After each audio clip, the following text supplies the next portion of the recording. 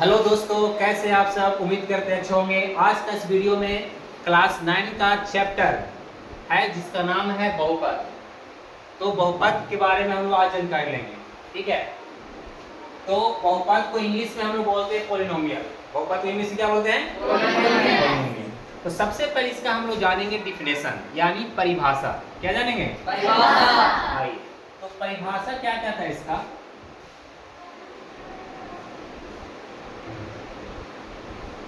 English में बोलते हैं डिफिनेशन।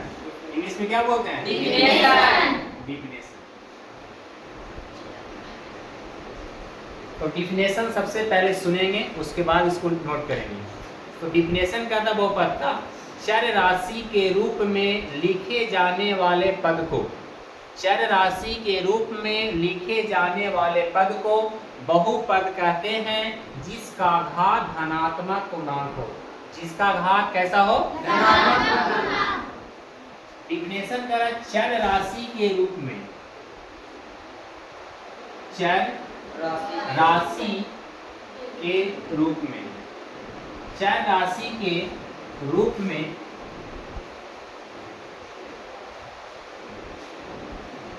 लिखे जाने वाले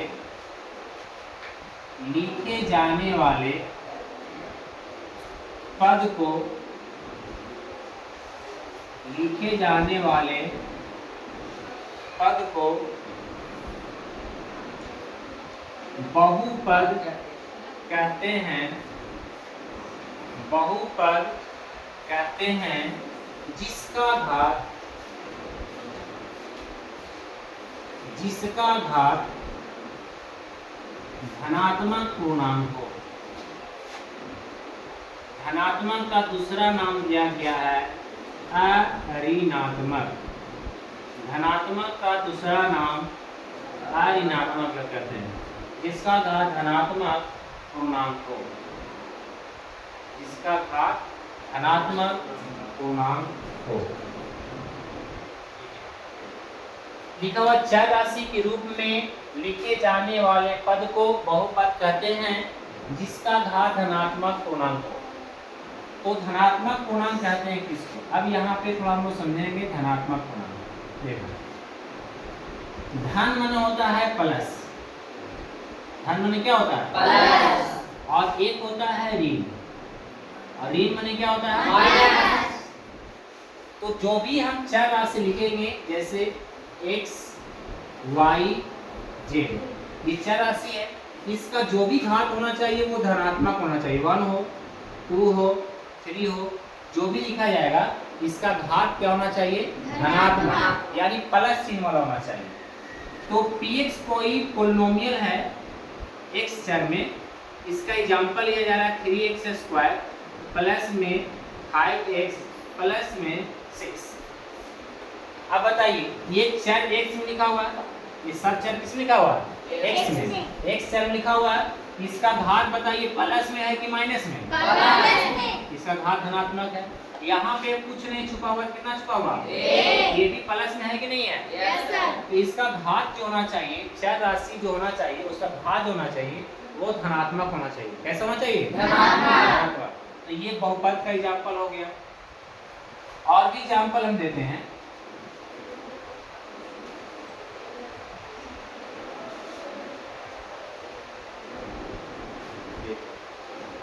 एग्जाम्पल के रूप में लिखा जा रहा है px इक्वल टू 3x के पावर 4 प्लस में 9x³ माइनस में 6x² प्लस में 10x। बताइए, इसका घात धनात्मक है कि नहीं है? yes, इसका घात प्लस में 4 है, इसका घात प्लस में 3 है, इसका घात प्लस में 2 है, और इसका घात प्लस में क्या है? 1। तो वही कहता है जो भी चर राशि लिखा जाएगा, x में रहे या y में रहे या z में रहे, उसको हमको दिखना पावर। क्या दिखना है? पावर। और अगर वो धनात्मक है तो बहुपद है, अगर धनात्मक नहीं है तो बहुपद नहीं है। अब इसका एग्जांपल एक और देते हैं। जैसे px बराबर दिया रहेगा 3x² प्लस में x के पावर 1/2। अब आपसे पूछा जाएगा कि बताइए ये बहुपद है या नहीं है। तो देखो ध्यान देना, इसका घात ये पूर्णांक है, ये धनात्मक पूर्णांक है कि नहीं है? 1/2 क्या पूर्णांक संख्या है? नहीं है, ये है परिमेय संख्या। कौन संख्या? डिफिनेशन कह रहा है कि कैसा होना चाहिए, तो कह रहा है यहाँ पे धनात्मक पूर्णांक होना चाहिए। कैसा पूर्णांक होना चाहिए? धनात्मक पूर्णांक कहने का मतलब कि पावर जो होना चाहिए 1 2 3 4 5 6 डॉट डॉट अनंत है, यानी ये सब घात होना चाहिए। पावर इसे उसे बोलते हैं हम लोग धनात्मक पूर्णांक। क्या बोलते हैं? धनात्मक पूर्णांक। तो इसका पावर धनात्मक पूर्णांक नहीं है, इसलिए बहुपद नहीं है। बहुपद नहीं है। और एग्जाम करते हैं कि बहुपद है या नहीं है।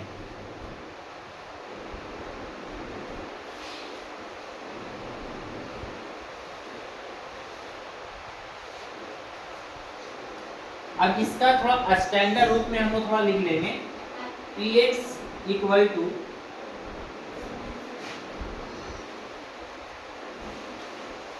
an x के पावर n प्लस में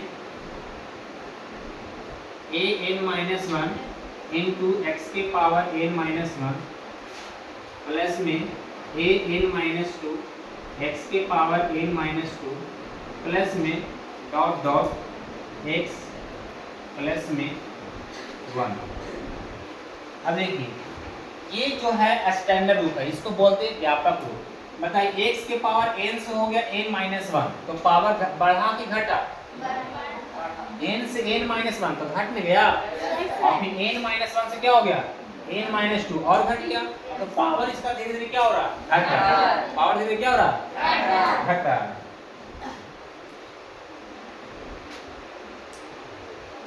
यहाँ पे लेते हैं a, कोई कांस्टेंट नंबर होगा, है ना।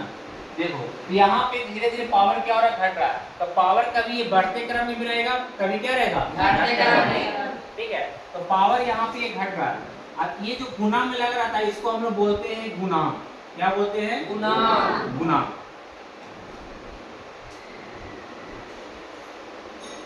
इंग्लिश में बोलते हैं कोफिशिएंट। क्या बोलते हैं? कोफिशिएंट।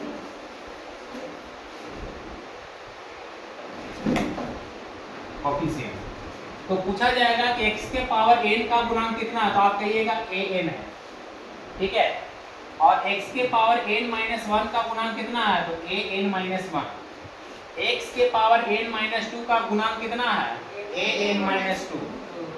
और कहे जाएगा x का गुणांक कितना, तो यहाँ कितना छुपा हुआ है? तो इसका हो जाएगा 1। गुणांक कहने का मतलब कि जो चर राशि के गुना में लगा रहता है उसको बोलते हैं गुणांक।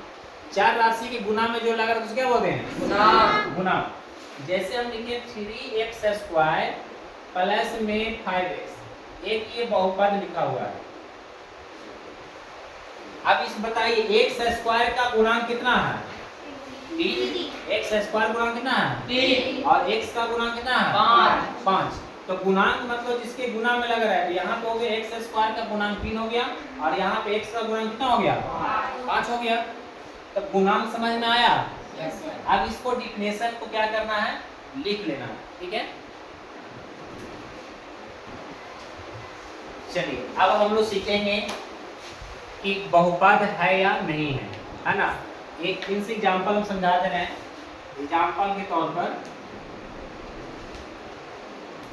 x चर में कोई बहुपद लिखा हुआ है 4x की पावर 4 प्लस में 3x की पावर 2 प्लस में 9x के पावर 1 माइनस में 6।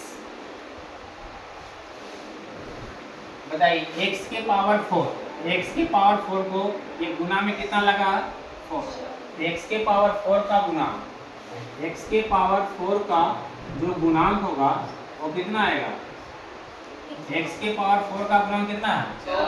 हम पूछे कि x स्क्वायर का गुणांक कितना है? x स्क्वायर का जो गुणांक है वो कितना है? 3। x स्क्वायर के गुना में कितना लगा हुआ? 3 है ना। गुणांक मतलब चर राशि के जो गुना में लगा हुआ उसको हम बोलते हैं गुणांक। x का गुणांक x का गुणांक कितना है? 9। x का जो गुणांक है वो कितना है? 9। अच्छा यहाँ पे कुछ नहीं दिया हुआ है तो क्या x की पावर 0 लिख सकते हैं? हैं?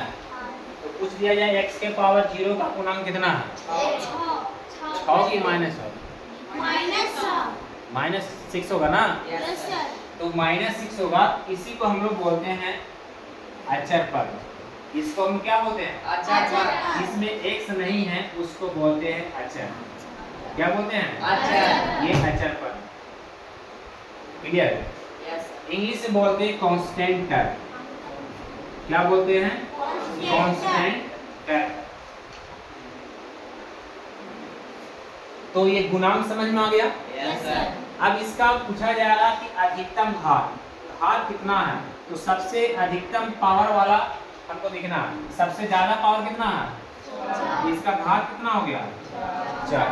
जितना आप इसमें सबसे ज्यादा घात रहेगा उसी को हम लोग घात मानते हैं, यानी हाईएस्ट डिग्री वाले। ठीक है, अब देखो ये घात इसको बोलते हैं, है ना? इसको इंग्लिश वर्ड में हम लोग डिग्री भी यूज करते हैं। क्या यूज करते हैं? डिग्री। या इसको हम लोग पावर भी बोलते हैं। क्या बोलते हैं? पावर। या इसको हम लोग इंडेक्स भी बोलते हैं। इंग्लिश में 3 वर्ड यूज करते हैं, या तो इंडेक्स यूज करेंगे, या डिग्री यूज करेंगे, या तो पावर का नाम से फेमस है ना?